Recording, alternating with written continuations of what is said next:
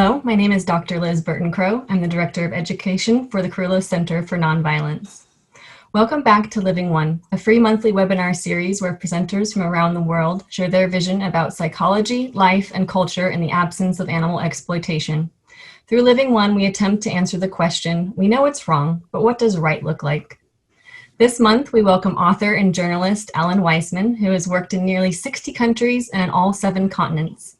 His 2013 book, Countdown, Our Last Best Hope for a Future on Earth, won the Los Angeles Times Book Prize, the Paris Book Festival Prize, the Population Institute's Global Media Award, and was a finalist for the Books for a Better Life Award and the Orion Book Award. His book, The World Without Us, an international bestseller now in 35 languages, was named Best Nonfiction Book of 2007 by Time Magazine and Entertainment Weekly, and one of the best 50 nonfiction books over the past 25 years by Slate in 2019.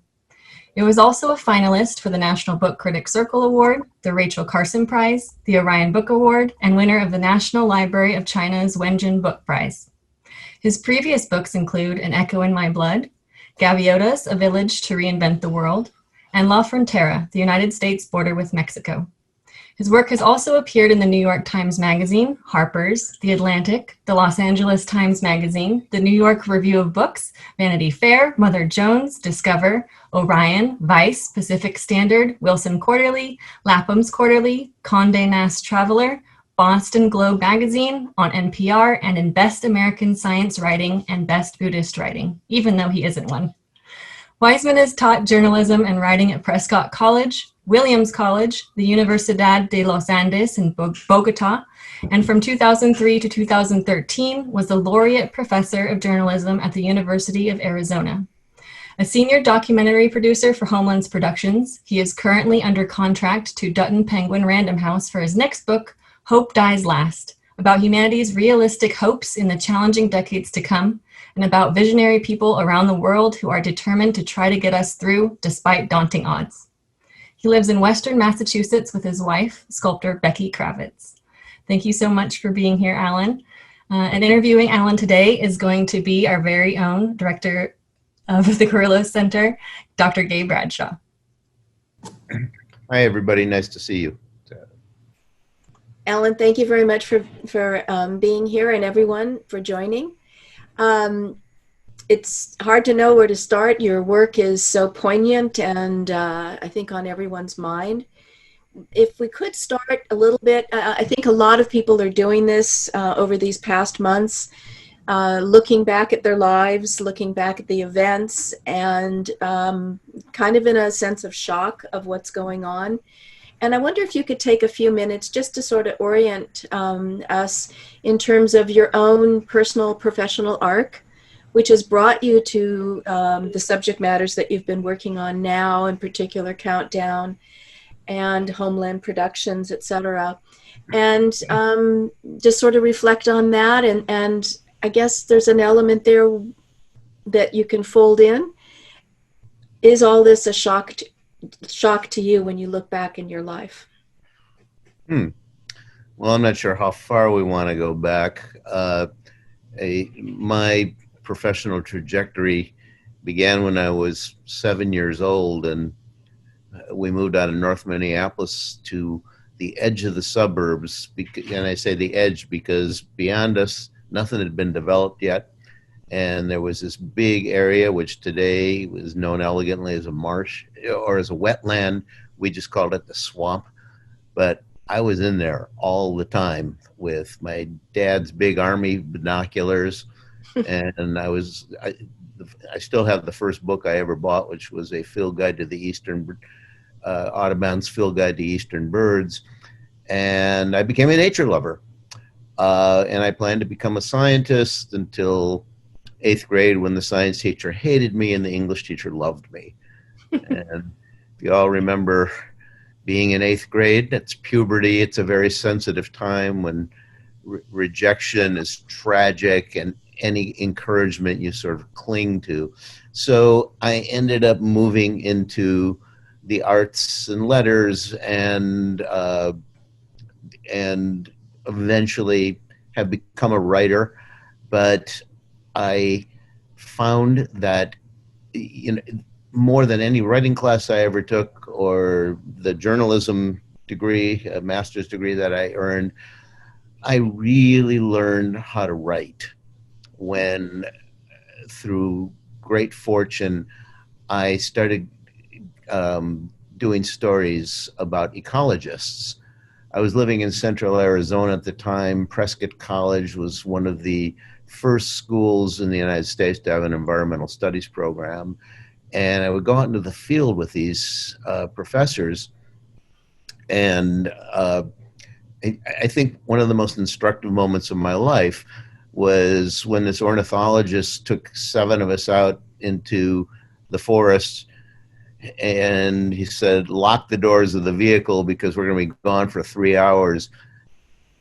2 hours later, we hadn't gotten more than 50 feet away from this vehicle because he was hearing sounds and he was pointing to things and he was seeing what the presence of that hole in the tree meant to the bird that made it, and meant to the insects that congregated there, which meant to the other birds that came, and the whole cascade of event of ecology. And what I learned from that was that it's never about the thing alone. It's about how the things connect.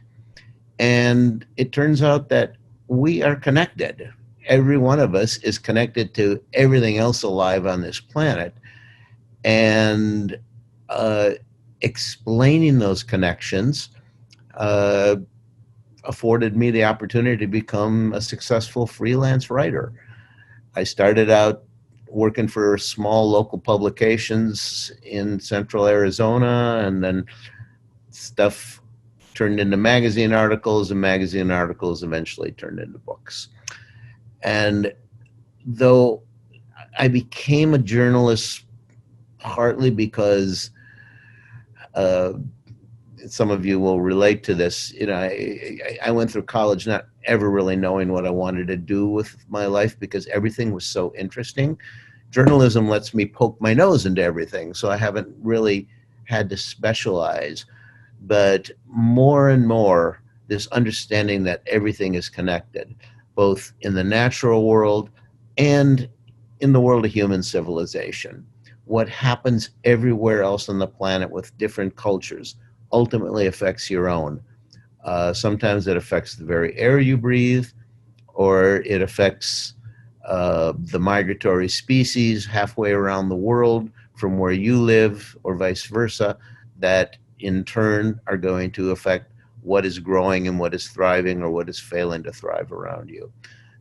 These connections are just fascinating, and I've had a wonderful life looking at them. And I continue to look at them because we're now in this very, very crucial period of time. And when you ask me, am I shocked? If you're referring to the pandemic itself, which is shocking so many people, yeah, I'm shocked too. I mean, my life, just like yours, has changed. We all basically go around looking like this all the time and hoping that this is going to make a difference. But am I surprised is a different question. And no, we've had pandemics. The species Homo sapiens, throughout our history, they've always happened.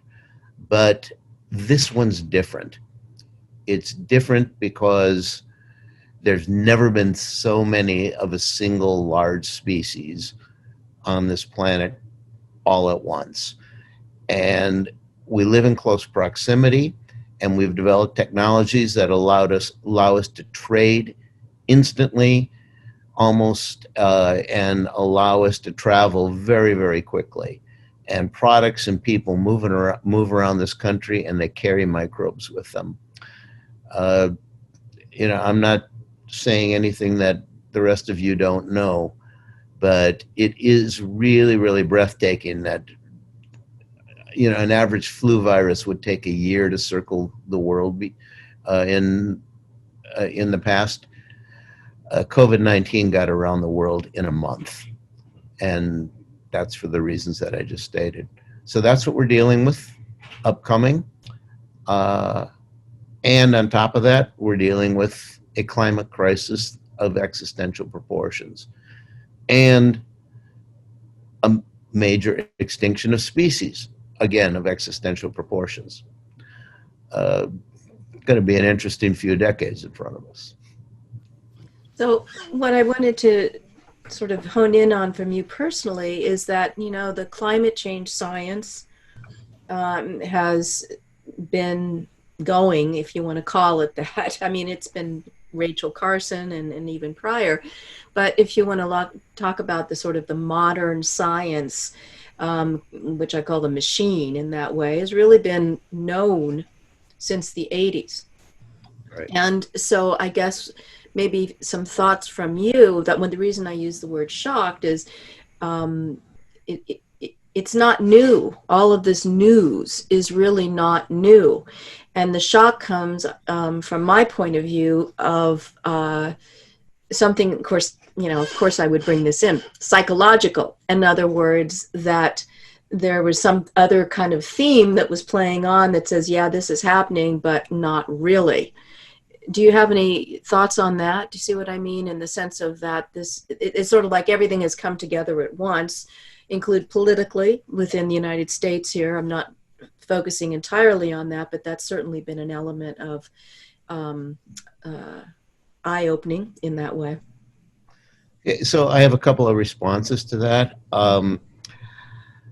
What happened in the late 80s, well, two things. You know, Bill McKibben wrote a seminal book that grew out of his reporting for The New Yorker that suddenly brought climate change to a much wider audience.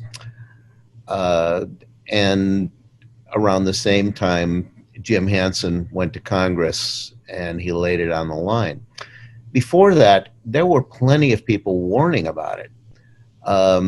I remember meeting Al Gore once, and he talked about, as a freshman at Harvard, and that would have been in the mid-'60s, he took a class from Roger Revelle, who was one of the early climate scientists, and he was talking about it then.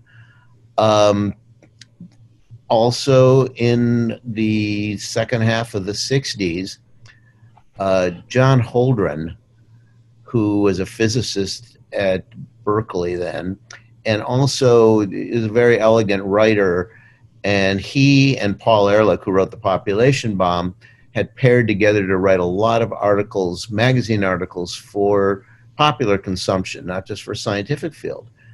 But back in the 60s, he wrote a paper from his own observations, empirical observations. That was one of the first ones to flag the fact that carbon dioxide in the atmosphere had increased by 10% over pre-industrial levels. So this stuff has been around for a while. It's been very much in the consciousness. John Holdren went on to become Barack Obama's science advisor. And the scientific community was utterly thrilled because Holdren is one of the most brilliant scientists in America. He's not just a physicist, he's an ecologist. He understands how all this stuff fits together. He's spent every summer of his life at the Rocky Mountain, the biological laboratory in college, just hanging out with ecologists so he can understand how energy issues and how animal issues and how climate issues all coincide. And yet the Obama administration did nothing about this issue, even though they had the smartest man in America on this issue sitting right there. What did Obama and Biden give us? They gave us fracking. And Joe Biden, yes, of course I'm going to vote for him and support him with all my heart against the opposition. But just last week, he came out and said emphatically, I am not against fracking. I am not against fracking. And we're at a point where we can't burn any more carbon. We can't we absolutely can't. We have to stop doing it.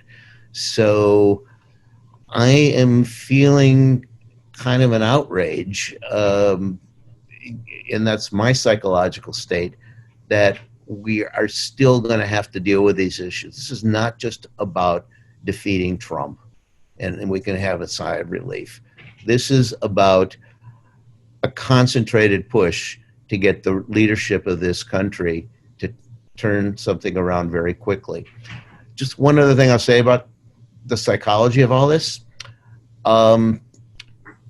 Before I hit on the topic of the book that I'm researching right now, I was seriously considering a book about the psychological phenomenon known as cognitive dissonance, because our world is locked in cognitive dissonance.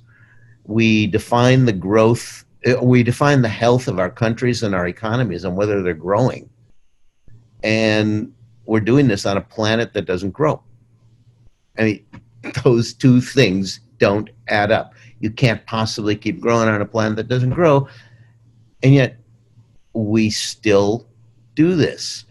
And even us individually, in our daily lives, we might be for all these very principled things, but, we still end up bringing home stuff that's packaged in plastic because that's the way they sell it to us.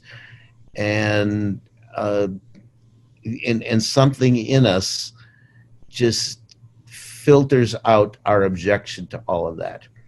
What concerns me the most about cognitive dissonance, though, is that when you get opposition, and we live in a polarized nation and a polarized world where there's a lot of opposition, my role as a journalist, my colleagues' roles as a journalist has always been, you go out there and you get the facts, you get those facts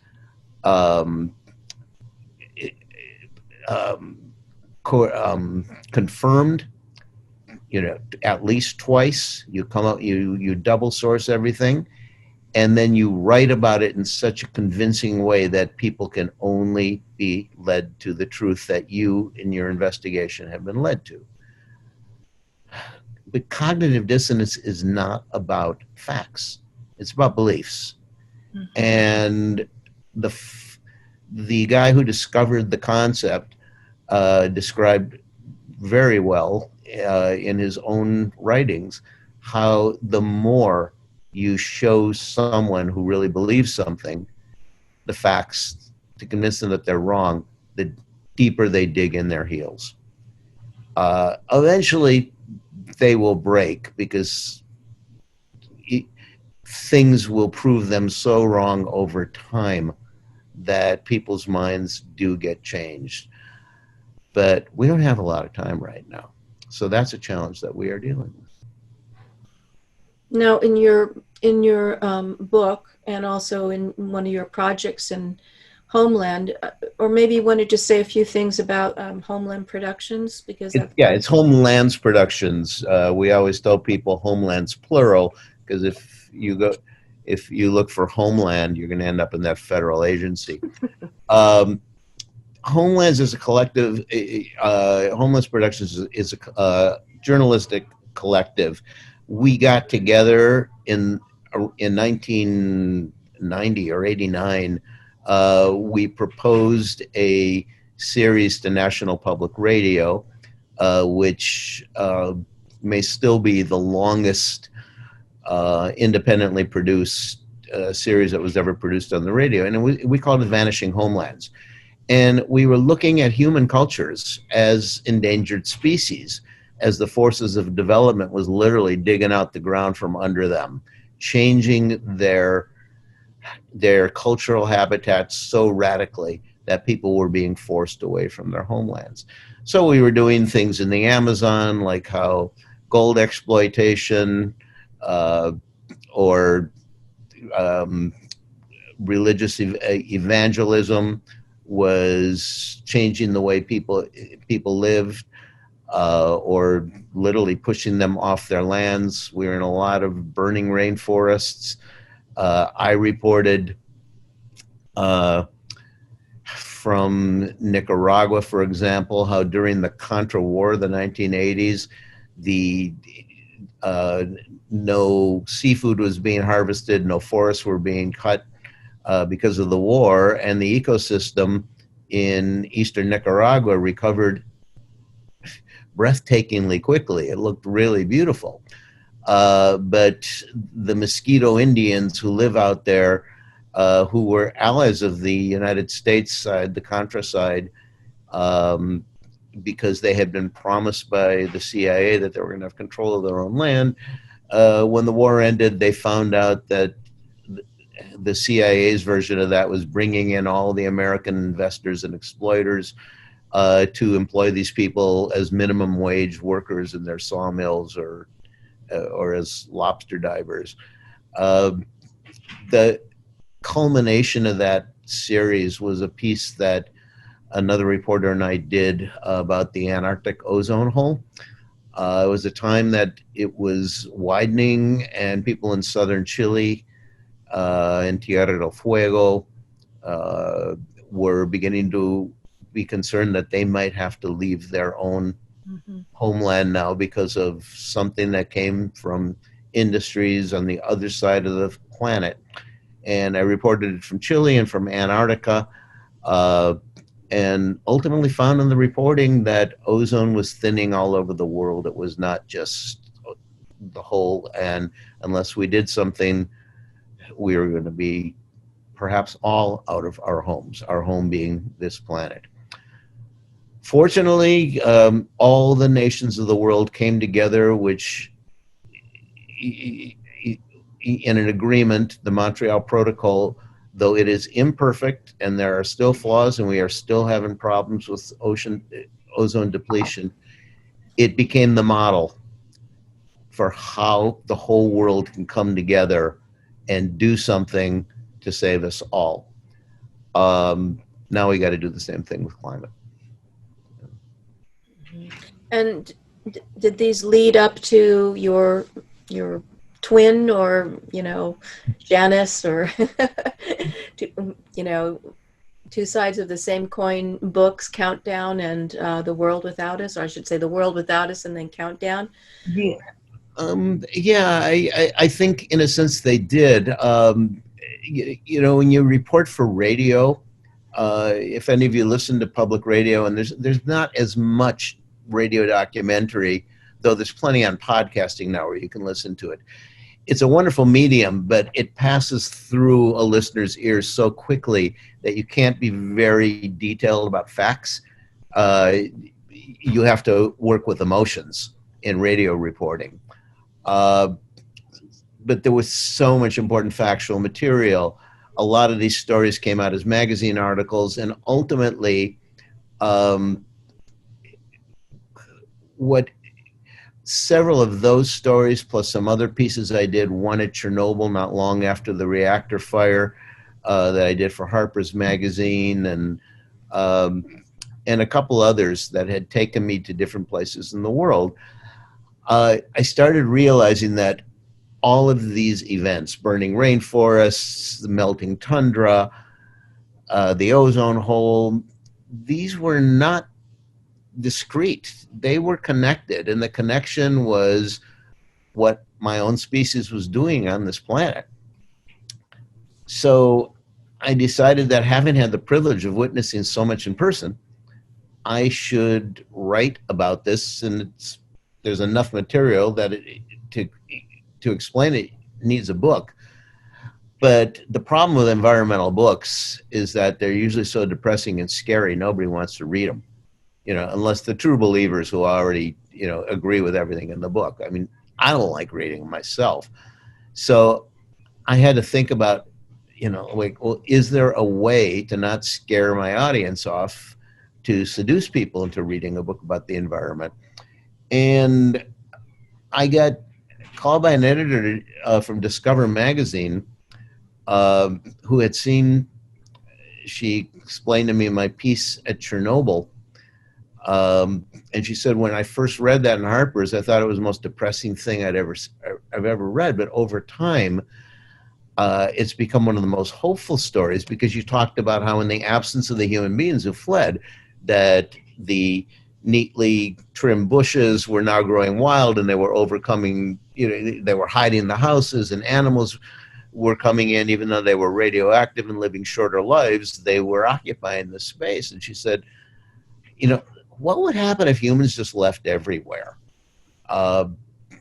And she said, I'd like you to write a story for us about that. And I said, well, that sounds like science fiction, and I'm a journalist. And she said, no, think about it. So I thought about it, and I realized, and this now gets us to the reason why I'm doing so many of these kinds of gatherings and just dozens of interviews all over the world right now. It occurred to me that, okay, so if a Homo sapiens specific virus just wiped us out but left everything else intact, that's pretty interesting. And I talked to epidemiologists, and I found out, yeah, this is possible. It's unlikely, but say that AIDS, instead of being passed through liquids, in fluids, what if it was mutated and passed through the air and we all got it? So I realized that, wow, this is really might be the way to write this book that I've been trying to write, because if I just kill everybody off theoretically in the beginning of the book, then we don't have to worry about, oh my God, are we all going to die? And just people could sit back and just, we're all kind of suckers for the future.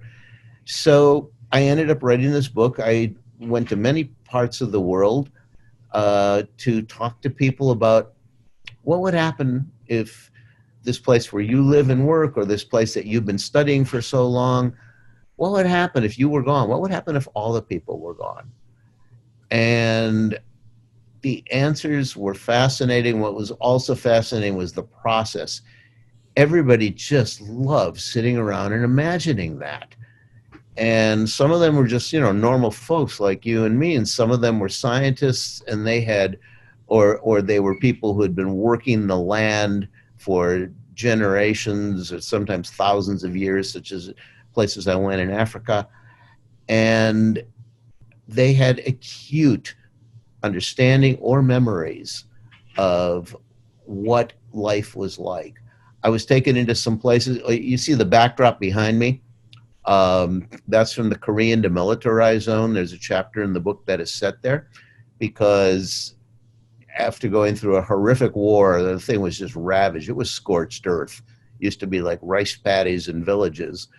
It became in 1953 a 4-kilometer wide no man's zone for, that keeps two of the world's biggest armies apart.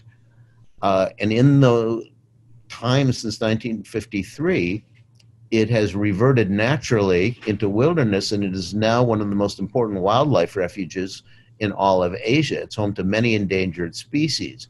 I'm going to duck out of the way for a second and look down at the bottom of the picture, and you see, I hope that's working. You're not just seeing the pillow behind me.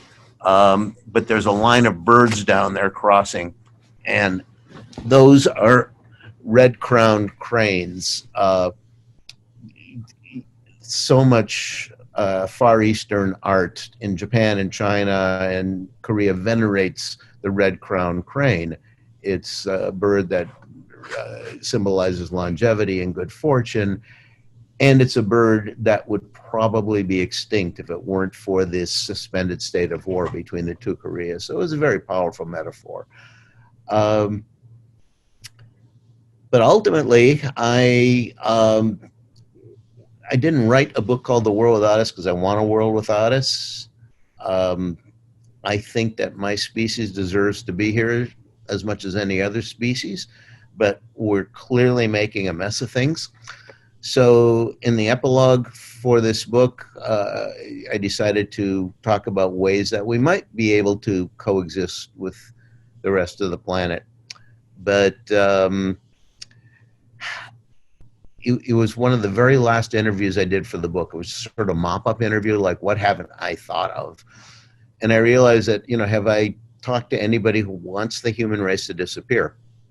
So I found something, you can look them up for yourselves on the internet. It's the Voluntary Human Extinction Movement.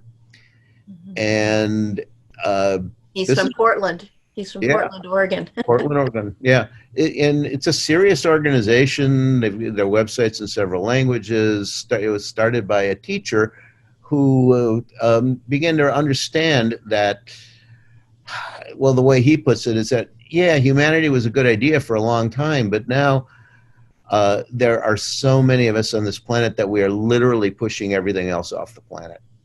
And someday we're going to push some species off that too late we will realize that, oh, we should have held on to that one. But it will be too late and we will go down too. So he thinks that the only ethical thing that we can do at this point is to stop procreating. And that means that in the coming decades, as more and more people die off, there'll be fewer and fewer of us, and the planet will become more natural and wilder, and the very last people will, as you said, you'll see sort of the Garden of Eden back, and then fine, we're done, and let some other species take over.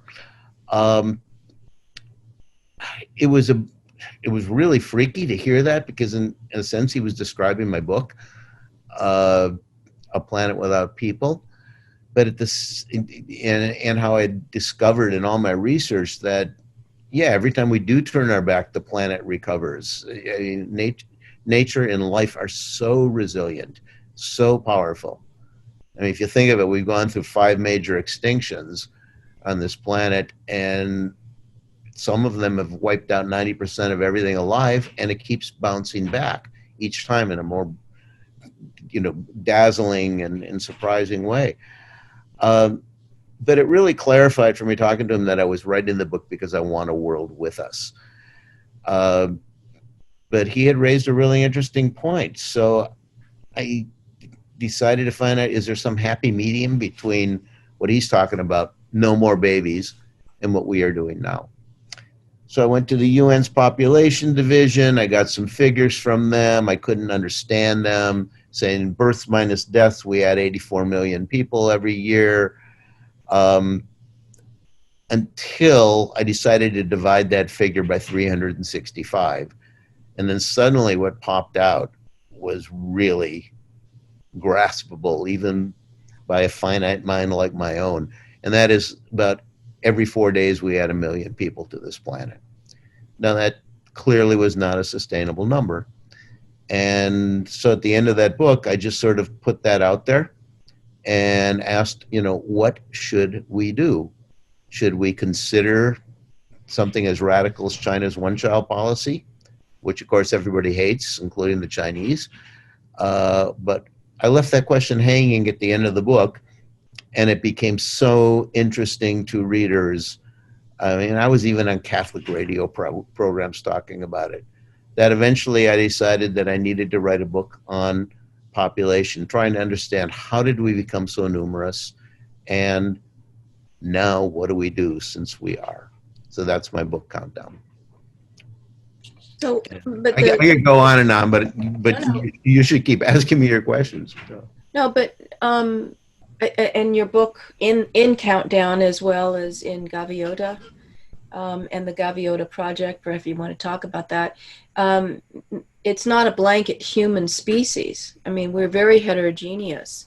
And for a long period of time, depending on how one wants to really calibrate it, but we're talking about a very specific type of human or sets of humans, as opposed to, for example, you talk about maybe the story of the Papago or the Gaviota, where they're humans and there weren't problems in the sense of that we're facing right now.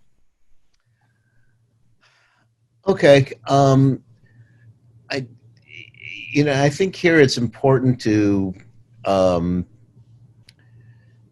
understand that when the Papago, that's was the Spaniards' name for the Tohono O'odham, an Indian tribe in southern Arizona and northern Mexico. Gaviotas refers to a book of mine about really the only sustainable place I think I've ever been that involved human beings. It was a project that it sort of coalesced around a guy who was working in development for the government of Colombia back in the late 60s. The population was growing. They were looking for, like, where do we put everybody? And I don't know if you can envision Colombia. It's that country at the top of South America. It's sort of the shape of France, kind of like a square. If you do a diagonal slash down it, which are the Andes, the upper quadrant there, which connects down into Amazonia, that's the Orinocan region. It's more than a third of the country, and it's largely unpopulated, or at least it was when I did that book in the late 90s, because it's sort of a treeless rainforest. It's a savanna that gets a lot of moisture, and the soil is leached out, and it's not very productive. And this guy wondered, well, we got all this land. Could that be made habitable? And he coaxed some people from various universities who are experts in various things, ranging from soils to mechanical engineering, to see, like, could people live out here? There's no infrastructure out there. So they ended up devising a lot of their own stuff. Long story short, their experiment, which started off by throwing a bunch of graduate students at problems, the way a lot of experiments happen. It was so successful that it turned into a permanent community, and it's still there today. It's over 50 years later, and they became a model for the United Nations of appropriate technology for the third world, because they invented stuff that was very, very cheap. Solar panels that would work under cloudy skies and rainy skies, and pumps that could go deeper than the contaminated, organically contaminated surface layers of water. Very, very light windmills that were yet strong enough to withstand a hurricane and yet could tap a tropical breeze. And it's just a really exciting place. But part of their sustainability has derived from how remote they were. No one else wanted to be out there, and their population has always been kind of low. So when we think about something like that, which is, it's very hopeful. When you go there, like, you wished that was next door to you.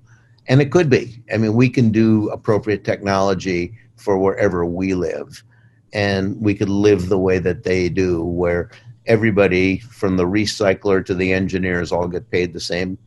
And it turns out that they don't need any government. They just get together, the work groups get together to decide what the community needs.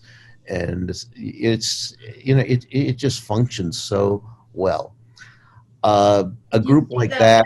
Do you see excuse me, do you see that as I'm probably skipping a little bit in your book Countdown and then your new one, but do you see that as a kind of a transition community or approach, as opposed to, say, the Papagos? I'm sorry, I've forgotten their real name. No, well, the point that I was going to make about the Papago and all indigenous peoples in the Americas, who we tend to, and rightfully so, we tend to regard as being much more environmentally savvy than the European interlopers who came here to colonize. the fact is, indigenous peoples, and I go into this in The World Without Us, they learned their environmental wisdom the hard way. I mean, they came over here and they ravaged. A combination of the presence of human beings starting around 15,000 years ago or so, the continuous presence probably started around 14,000 years ago, and changing climate, which concentrated large animals around water sources, touched off one of the bloodiest free-for-alls of the human race against the animal kingdom ever. And not just many species of megafauna, but entire families and genera of megafauna disappeared in the first 1,000 years that humans showed up. And the same thing has happened in Australia, New Zealand, etc., these other places where people who we now consider indigenous arrived. So when you hear about native elders talking about the conservation of the land and how important it is, they realized after a while that, oh, we can't keep killing off the goose that lays our golden eggs. We have to harvest these animals on a much more deliberate way that preserves those species. And when you get up to the ways that they did that, part of it was they became agriculturalists. And the Papagos are the great desert farmers. My dear friend Gary Paul Nabhan wrote a magnificent book called The Desert Smells Like Rain. If you want to read a wonderful environmental book, I recommend that. Gary's a lyrical writer. And the subtitle is A Naturalist in Papago Country. And, these people learned how to use the desert's summer rains, which I hope they're getting right now in Arizona, to grow seeds that would flourish on that rainfall. And then they would be able to grow enough to harvest and keep by drying it during the lean times of the year. And their own diets literally allowed them to expand and get thinner along with what nature was providing. But agriculture, as we have come to understand, has gotten all out of whack, particularly in the last century. And it's the way we grow our food right now is part of the great existential threat that we face, both in terms of losing wildlife, because we now use nearly half the non-frozen planet to either grow our food or to graze animals for our food. And that is taking away the habitat of an awful lot of other creatures that, either encroach into human areas and bring us their viruses and bacteria, or they die off. And ultimately, like the guy from Voluntary Human Extinction Movement said, eventually we're going to kill off something that we won't know until too late we should have held on to. So it wasn't just in terms of analyses of anthropologists talking about the onset of agriculture, which really changed relationships and attitudes toward quote unquote nature, but as you've written really eloquently about a particular pair of German scientists that really sort of rocketed or made a sort of a Frankenstein out of agricultural processes. Yeah. When I started to do Countdown, I honestly didn't know why our population is so big. There's two parts to that answer. And the first part, which is an easy common sense one, is that starting with a smallpox vaccine just before 1800, and then pasteurization of milk and the discovery of antiseptics and antibiotics and all these things modern medicine lowered infant mortality drastically and allowed us to live longer. So the number of people on the planet hung on. I mean, before 1800, average lifespan on the planet for humans was about 40 years, and now we're pushing 80 years. But we started to grow gradually. We passed 1 billion in the 1800s, and by 1900 we were about a little over 1.5 billion. Then in 1913, these two German gentlemen, Fritz Haber and Karl Bosch, invented what I contend, and many others like Vaclav Smil and Michael Pollan agree, is probably the most significant invention in human history. Beats the wheel hands down. They discovered a way to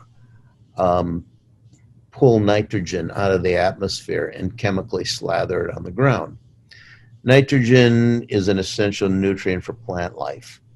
And before the discovery of what's now known as the Haber-Bosch process, the amount of plant life on this planet was limited to the contribution of nitrogen of a relatively few number of plants like legumes, acacia trees, beans, that host nitrogen-fixing bacteria in their roots. Haber-Bosch blew the lid off of what nature could do.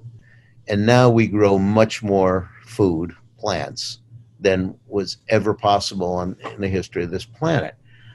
But we're force-feeding it chemically. And that process became even more hot-rodded in the 1960s when the Green Revolution discovered a way to develop plants in the laboratory that had shorter stalks, and we're talking about grains, rice, corn, and wheat. So shorter stalks, they put energy into producing more kernels.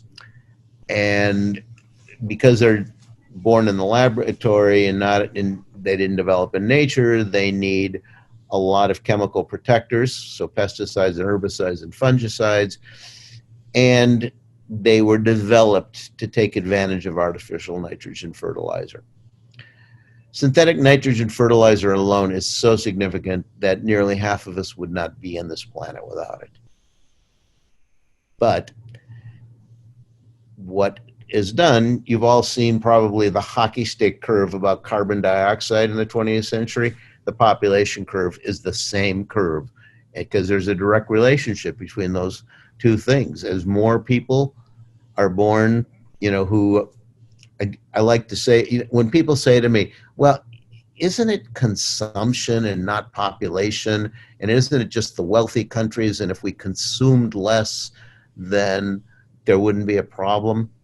We could all live in balance with nature. And my response is that the two most consumed products on this planet are food and energy. Every human being is born addicted to food, obviously, and within a very short time is addicted to energy, partly because we use that artificial nitrogen fertilizer alone takes so much fossil fuel to make, and then when it breaks down, it turns into nitrous oxide, which after methane is the third most significant greenhouse gas. Just our very existence, eating and warming ourselves, heating ourselves, or growing our food is what's pushing the climate over the edge right now. So this is really, really jet-propelled or chemically forced agriculture. And somehow we got to get that chemistry. We have to out of the mix. We have to stop growing as much. We have to stop burning carbon for our energy. And we have to figure out ways to grow food, enough for all of us, because we don't want to mass die off. But as I hope we gradually bring the population down, that we can convert very quickly to non-harmful ways of eating and growing food. And obviously a lot of you are saying in your minds, well, if we just ate plants rather than fed them to animals who then, get eaten, that would go a long way. You're absolutely right. That would go a long way. The human race is omnivorous by evolution. You see chimpanzees in the wild, as I have, they eat both plants and animals. They love fruit, and they will kill things to eat it. So I don't believe that we have time to wait to change every naturally omnivorous human into a vegan, but we can go a long way towards making meat not a staple, but a luxury that they indulge in less, way less often, so we can get rid of the feedlots. We stop wasting all that grain on these force-fed animals who are basically tortured. And maybe those indigenous peoples from Africa on up survived by hunting. If we stop growing all that excess grain, there's more habitat, then maybe there'll be more deer around that they can shoot their arrows or guns at. It's not a perfect picture, I know, for any of you who don't want to watch an animal killed by a human being, but we've got priorities right now, and the big priority is to get fossil fuels and chemistry out of the mix of our eating supply. Sorry, Gay, did I go on too long with that? No. And then, one of your themes is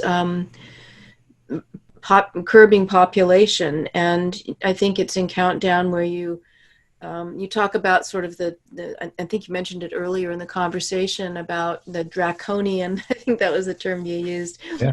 if not now in your book, China policy, and of one child, and that it's so difficult for people to accept that, and you were promoting as a first step of something like 2 children, and I wanted to kind of weave in that in your research, that you went around the world, and you would even talk to Talmudic scholars and Islam and all over in different cultures, to investigate whether, this is a little bit of a crude way of putting it, but investigating, do the religious, the liturgies, beliefs and principles that underlie these ancient cultures, do they have a kind of a birth control principle in them? And I think that was one of your findings, is that perhaps not so explicitly in the language we're using now, but they're practically every culture, indigenous as well as, I don't know what you want to call it, Euro, whatever, Indo, have in their religion and liturgy a birth control principle of some sort. Yeah, they really do. I mean, in that book, I had 4 questions to ask, which is, what is the optimum number of people that this planet can hold without tipping over, and how much nature do we have to preserve to, in a very anthropomorphic way, guarantee our own survival? Can we identify which species are the essential ones to us? 3 is the one that Gay is referring to, is there anything that could convince people? Again, taking in mind cognitive dissonance, you don't get anywhere very quickly by trying to show someone that they're wrong, particularly when you're dealing with belief systems like religious belief systems. And I always have to keep in mind that 90% of the human beings on this planet are believers.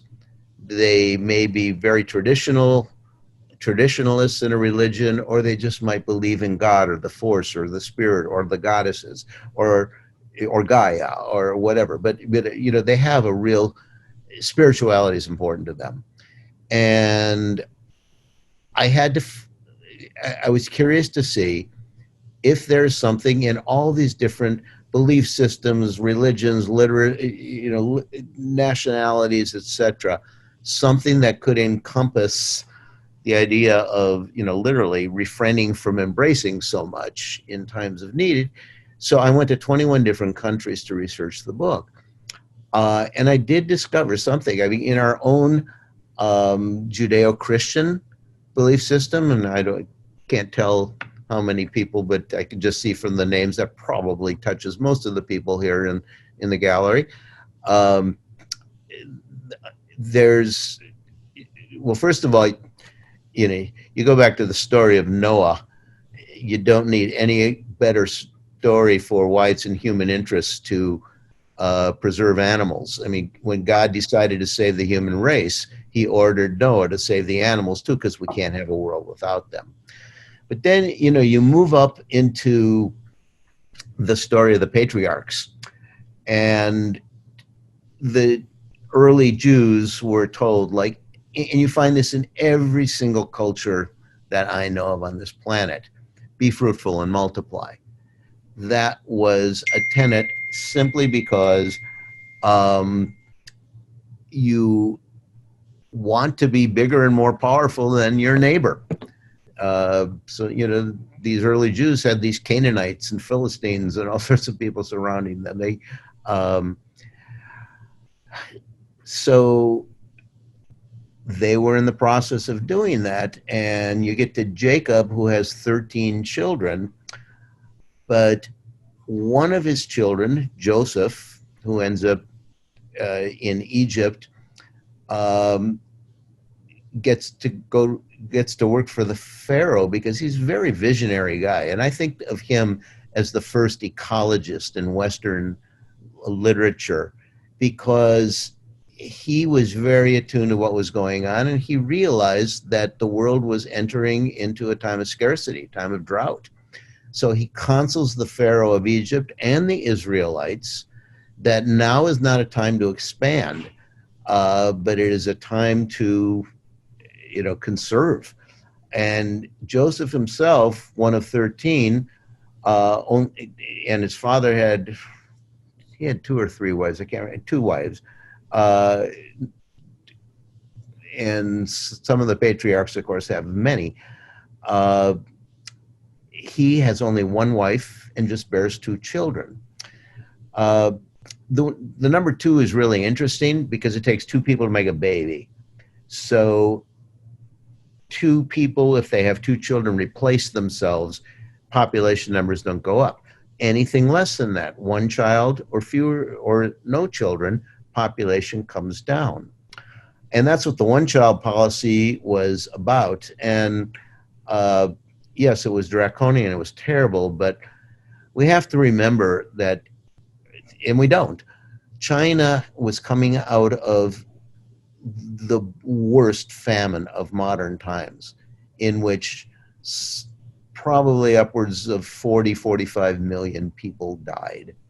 And they realized they were also industrializing at the time, and it was a convulsive time. It was the Cultural Revolution, but they knew that they couldn't feed all their people, and and if those people survived to have more children, then it was going to get really, really out of control. So that's why they instituted that thing. When I was in China for that book, one of the Chinese ecologists from the Chinese Academy of National Sciences said to me, look, yes, it was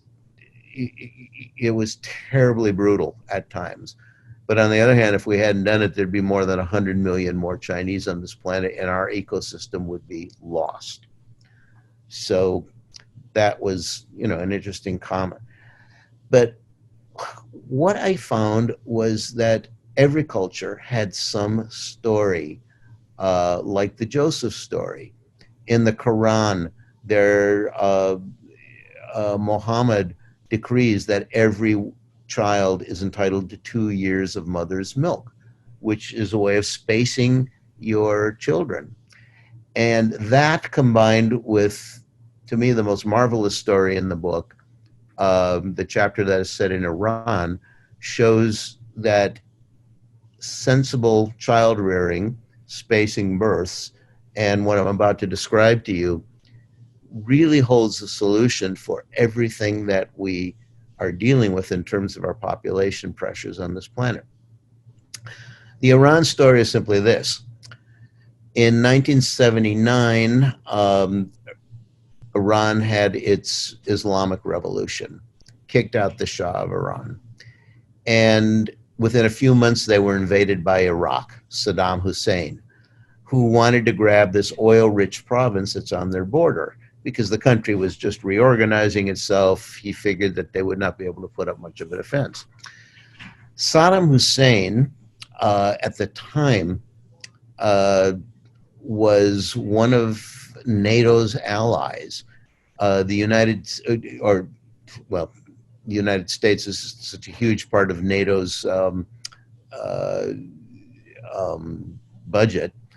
Would provide weapons, aircraft, and even the prime materials for nerve gas, which Saddam Hussein used against the Iranians. The Iranians only had bodies, and the Ayatollah Khomeini issued not a fatwa, but he just asked every fertile woman in the country to do her patriotic duty and get pregnant to build a 20 million man army to fight off the invaders.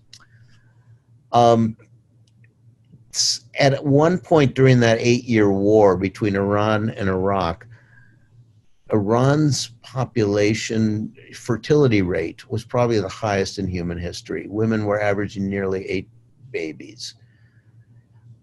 At the end of the war, a visionary economist in the Iranian government went to the Ayatollah and said, "We got a big problem." Said all of these kids who were born during the war, within 10, 15 years, they're going to need jobs, and our economy will not be able to provide them. And a country full of unemployed, frustrated young men destabilizes. He was definitely describing Pakistan, which is another country that I went to for this book. Just to give you an idea of what Pakistan's like, it was one of the recipients of the Green Revolution, so it didn't die of the famines that were predicted for the late 60s. And instead of dying of famine, people lived to give birth to other people. Today, you've got a population of over 200 million in a country that is the size of Texas, which has 26 million. And by the middle of the century, it's going to have more people probably than the United States has today, and it'll still be the size of Texas. And of course, Pakistan is this, terrible breeding colony for terrorism because so many unemployed young men have nothing else to do. Anyhow, what Iran did was the new Ayatollah, who, because the old one died, and he's still Ayatollah today, issued a fatwa saying there's nothing in the Quran that says that if you've got the number of children you can responsibly care for, that you can't use any kind of birth control, including an operation.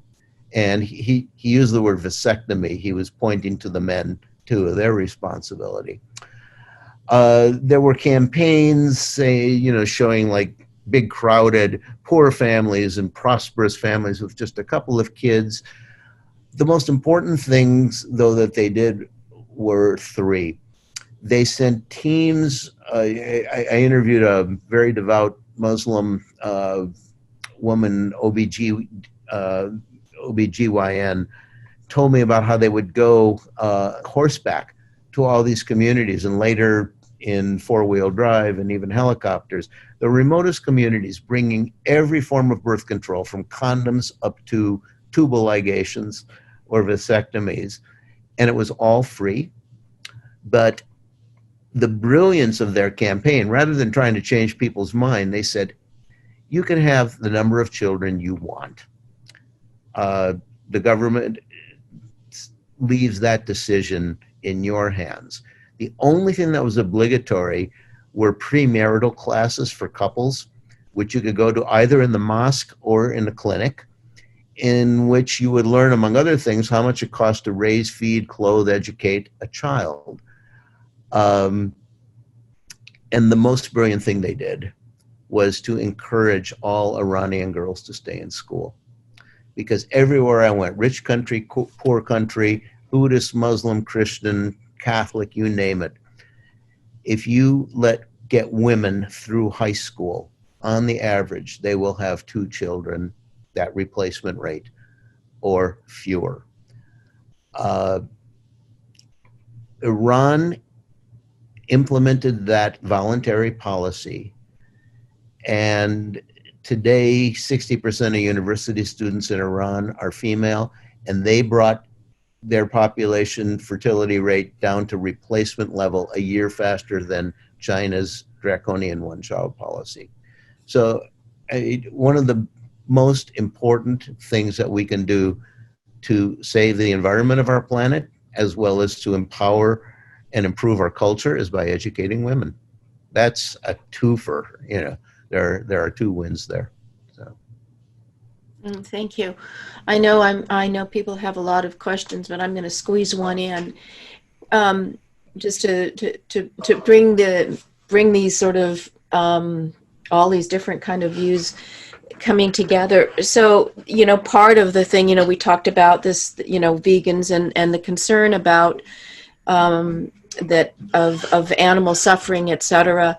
And again, that this is coming from science, which a lot of the substrate, for better or for worse, these ideas and discussion is coming from, that they need to be brought into the conversation by the force of science, in the sense of they've been able to live sustainably and also have all the cogs in the wheels that we do, that gives us the capacities to do X, Y, and Z that we enjoy, and that gives us a sense of dignity and entitlement in that sense. And so I guess I'm just asking you, do you see a way then, knowing that this comes from science and also from other cultures, that non-humans really need to play a role, and perhaps humanity needs to be, in terms of the equation of designing this new future and vision and culture and identity, how do you see that playing in? Because we're talking about human solutions, quote unquote, within this, but at the same time, we're excluding the science and other cultures' science or whatever their beliefs, which really give voice to other species. How do you see that working in? Oh boy. Well, just to keep you on your toes. Yeah, it's a complicated question, and obviously, other species don't have a mandate on, in our civilization. They don't get to vote. But what they can do is make their presence known to us in very disturbing ways. The pandemic that we're all experiencing right now is one of those ways. Exploitation of animals and our encroachment on their habitats is directly responsible for these zoonotic diseases that we are dealing with right now. It's like 75% of the new diseases in the 21st century are all passed from animals directly to humans. And why? Because, well, you eliminate those species, these viruses or bacteria that live on them, they just leap to the next handiest critter to colonize. And as we move into their territories, we start to get sick from stuff that they hosted but did not necessarily get sick from. We're learning that we need to give animals space. So We don't go to see them in places like zoos or in wet markets where we purchase them as pets or food. But we need to put them out in nature where they belong and give them enough nature to belong in it, where when we make trips into nature, it's thrilling to see them. Not gross to see that, to see a pangolin in a cage, waiting to be eaten. The way that we industrially grow pigs, chickens, cows, it's, again, these are incubators for diseases. They are so enormous sources of methane.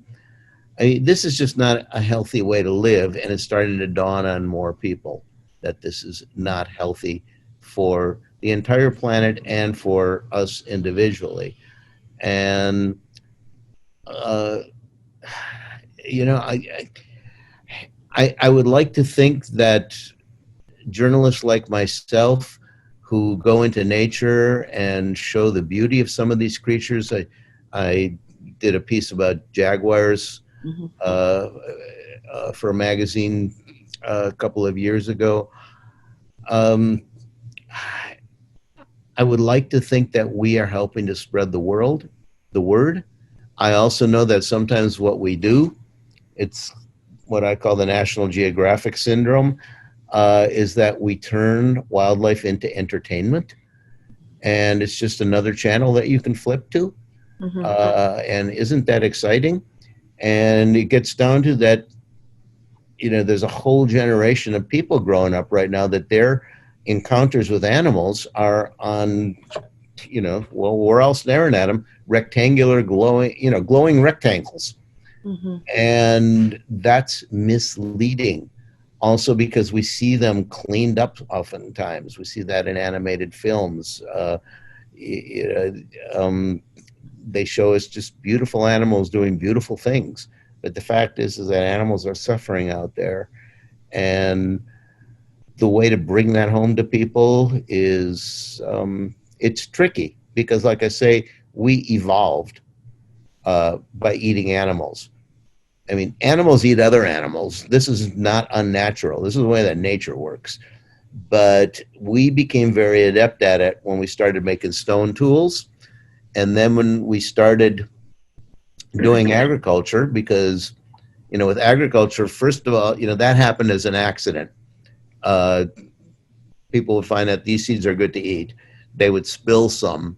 And then suddenly you'd get a whole bunch of plants producing those seeds in one place. Isn't that neat?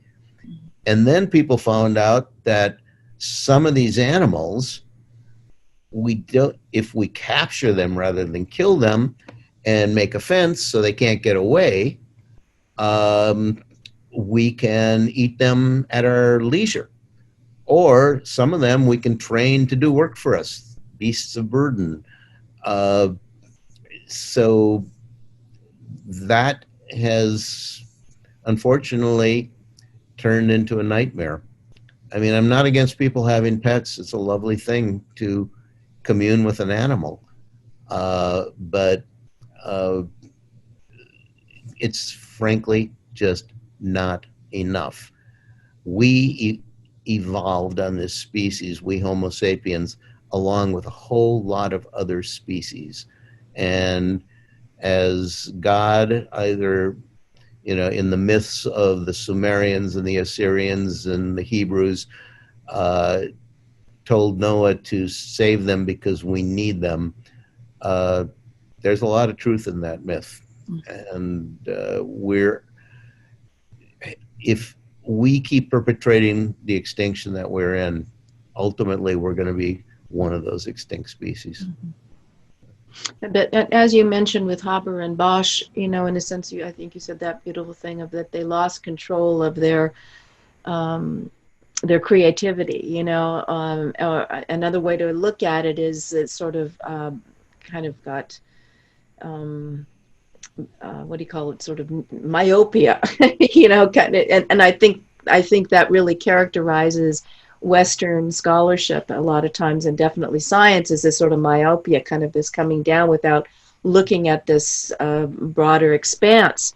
And I would argue that it is absolutely essential to any kind of drafting and crafting of quote unquote solution is to bring into the science of animal sentience, understanding that the difference is more cultural differences rather than anything more, and that animals need to be directly in the conversation of how we develop our solution.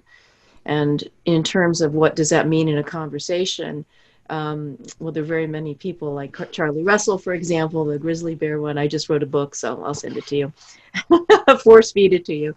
But I mean, in the sense of that to me is absolutely critical and has been one of the main problems in terms of the environment movement and whatever is selective science. And science has been selective.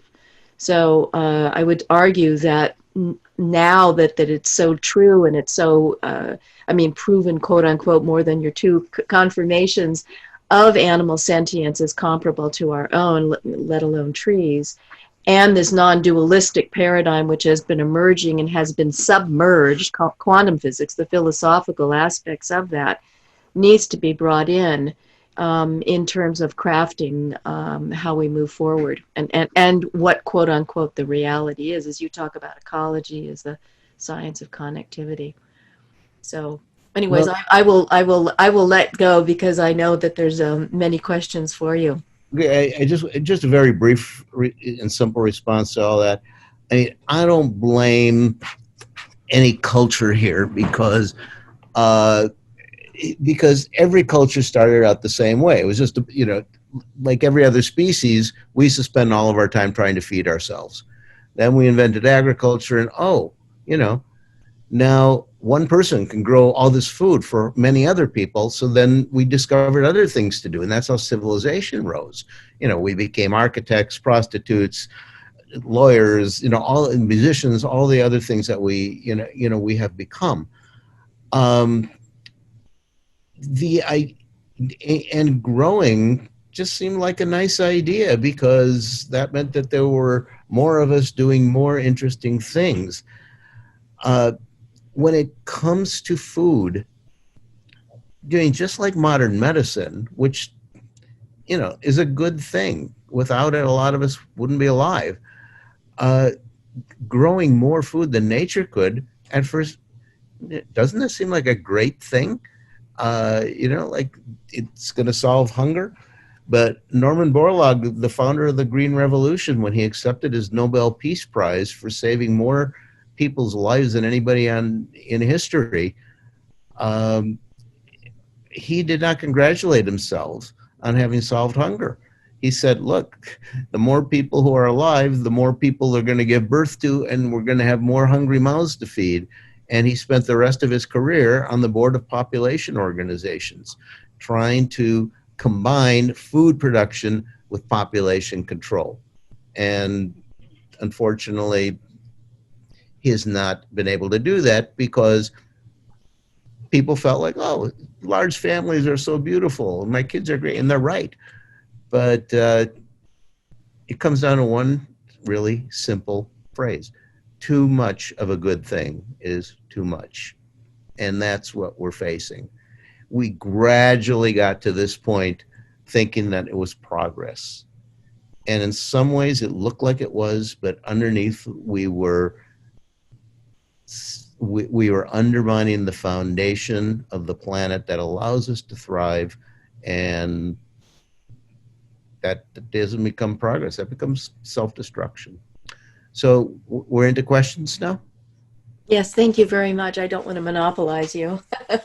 Yes, thank you both. A lot of fertile ground was covered for sure, so I know that there's going to be a lot of questions.